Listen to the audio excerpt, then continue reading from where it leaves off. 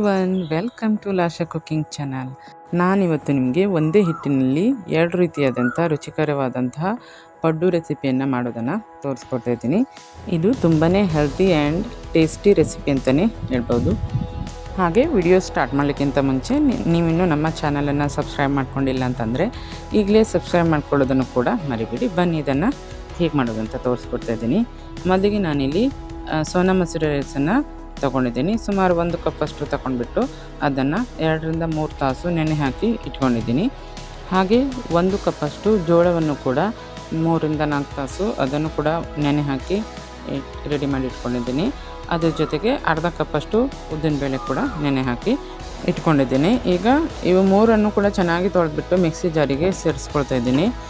ಉದ್ದಿನಬೇಳೆ, ಹಾಗೆ ನೆನೆಸಿಟ್ಕೊಂಡಿರುವಂಥ ಅಕ್ಕಿ, ಹಾಗೆ ನೆನೆಸಿಟ್ಕೊಂಡಿರುವಂಥ ಜೋಳ, ಇವು 3 ಕೂಡ ಹಾಕಿಬಿಟ್ಟು 1/4 ಕಪ್ಪಷ್ಟು ನೀರನ್ನು ಕೂಡ ಸೇರಿಸ್ಬಿಟ್ಟು ಅದನ್ನು ಚೆನ್ನಾಗಿ ಫೈನ್ ಪೇಸ್ಟ್ ಮಾಡ್ಕೊಳ್ತೀನಿ.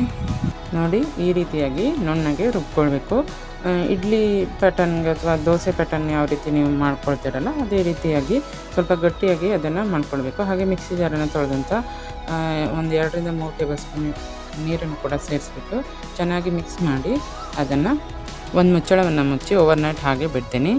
ನೆಕ್ಸ್ಟ್ ಮಾರನೇ ದಿನ ನೋಡಿ ತೆಗೆದುಬಿಟ್ಟು ತೋರಿಸ್ತಾ ಇದ್ದೀನಿ.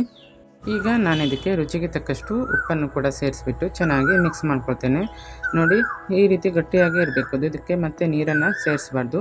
ನೋಡಿ, ಇದರಲ್ಲಿ ಫಸ್ಟ್ ನಾನು ಟೈಪ್ 1ನಲ್ಲಿ ಮಾಡಿ ತೋರಿಸ್ತಾ ಇರೋದು. ಸಿಂಪಲ್ಲಾಗಿ ಉಪ್ಪನ್ನು ಅಷ್ಟೇ ಸೇರಿಸ್ಬಿಟ್ಟು ಪಡ್ಡುವನ್ನು ಮಾಡ್ತಾ ಇರೋದು.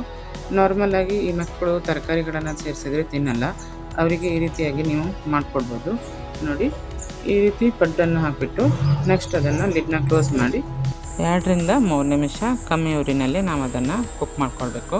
ನೋಡಿ, ಈ ರೀತಿ ಕುಕ್ ಆದಮೇಲೆ ಅದನ್ನು ಚೆನ್ನಾಗಿ 2 ಕಡೆ ಟರ್ನ್ ಮಾಡಿಬಿಟ್ಟು ಚೆನ್ನಾಗಿ ಬೇಯಿಸ್ಕೊಳ್ಬೇಕು. ಇದು ತುಂಬಾ ಸಾಫ್ಟಾಗಿ ಹಾಗೆ ಟೇಸ್ಟ್ ಕೂಡ ತುಂಬಾ ಚೆನ್ನಾಗಿರುತ್ತೆ. ಹಾಗೆ ಮೇಲ್ಗಡೆಯಿಂದ ಸ್ವಲ್ಪ ಎಣ್ಣೆಯನ್ನು ಕೂಡ ಹಾಕ್ತಾಯಿದ್ದೀನಿ.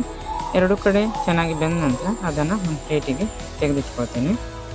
ನೆಕ್ಸ್ಟ್ ನಾನು ಟೈಪ್ 2 ಪಡ್ಡುವನ್ನು ಮಾಡಿ ತೋರಿಸ್ತಾ ಇದ್ದೀನಿ. ನೋಡಿ, ಇಲ್ಲಿ ಉಳಿದಿರುವಂಥ ಹಿಟ್ಟಿಗೆ 1 ಚಿಕ್ಕ ಹಸಿಮೆಣಸನ್ನು ಕೂಡ ಕಟ್ ಮಾಡಿ ಹಾಕಿದ್ದೀನಿ. ಹಾಗೆ ಒಂದು ಅರ್ಧ ಈರುಳ್ಳಿಯನ್ನು ಕೂಡ ಕಟ್ ಮಾಡಿ ಈ ರೀತಿಯಾಗಿ ಸೇರಿಸ್ಕೊಳ್ತಾ ಇದ್ದೀನಿ.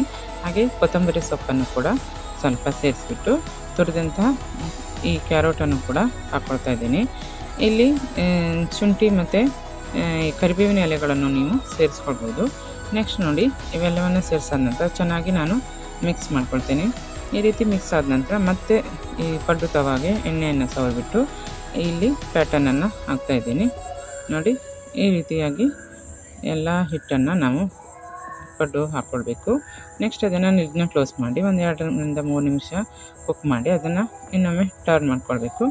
ನೋಡಿ, ಈ ರೀತಿ ಟರ್ನ್ ಮಾಡಿ ಕುಕ್ ಮಾಡಿಕೊಂಡ್ರೆ ತುಂಬಾ ಸಾಫ್ಟಾಗಿ ಹಾಗೆ ಹೆಲ್ತಿ ಆದಂಥ ಪಡ್ಡುವನ್ನು ಹೇಗೆ ಮಾಡೋದಂತ ನೋಡಿದ್ರಲ್ವ. ಈ ರೆಸಿಪಿ ಇಷ್ಟವಾದರೆ ನೀವು ಕೂಡ ಮನೆಯಲ್ಲೊಮ್ಮೆ ಟ್ರೈ ಮಾಡಿ ಅಂತ ಹೇಳ್ತಾ, ನಮ್ಮ ವಿಡಿಯೋ ಇಷ್ಟವಾದರೆ ಒಂದು ಲೈಕ್ ಆ್ಯಂಡ್ ಕಾಮೆಂಟ್ ಮಾಡೋದನ್ನು ಕೂಡ ಮರಿಬೇಡಿ. ಹಾಗೆ ಮತ್ತಷ್ಟು ಹೊಸ ರೆಸಿಪಿಯೊಂದಿಗೆ ಸಿಗೋಣ ಅಂತ ಹೇಳ್ತಾ ಧನ್ಯವಾದಗಳು.